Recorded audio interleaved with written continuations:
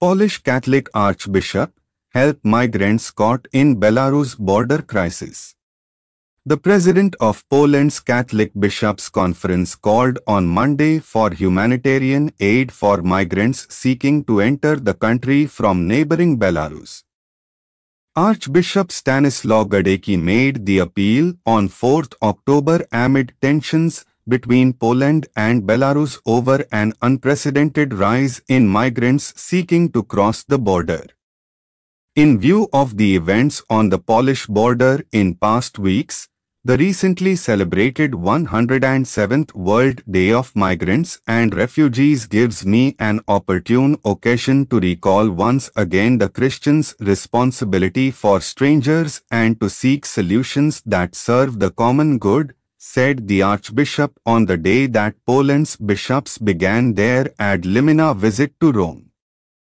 As Christians, we must be convinced that the right and duty to defend the state borders can be reconciled with bringing help to people who find themselves in dramatic situations of no return as hostages to the geopolitical games of certain politicians.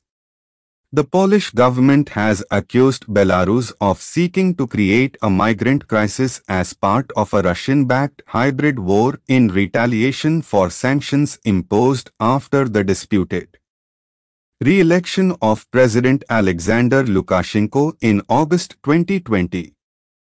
Poland, a Central European country with a population of 38 million, sent troops to secure the roughly 250-mile border with Belarus. On 30th September, the Polish parliament voted to extend a state of emergency at the border by 60 days. The initial 30-day state of emergency was the first of its kind since the collapse of communism in 1989. The Polish government has promised to build a wall to prevent further migration.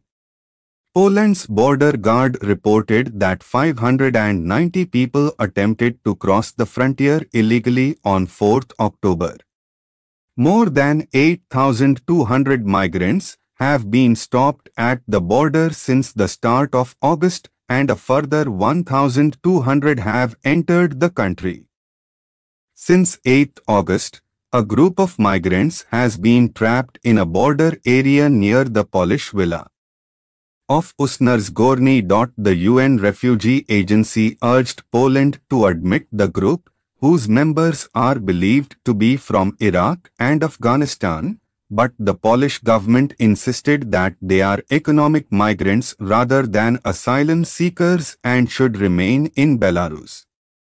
In his message, Gadecki said, "Sensitivity to the fate of people arriving in our country, along with medical and humanitarian assistance to migrants, should become a priority of action for both state and non-governmental institutions, including churches and religious communities. The inalienable dignity of every human being, regardless of his or her status, origin or religion, and the right to fraternal love urge us to help them." Humanitarian sensitivity is, in fact, a manifestation of our humanity.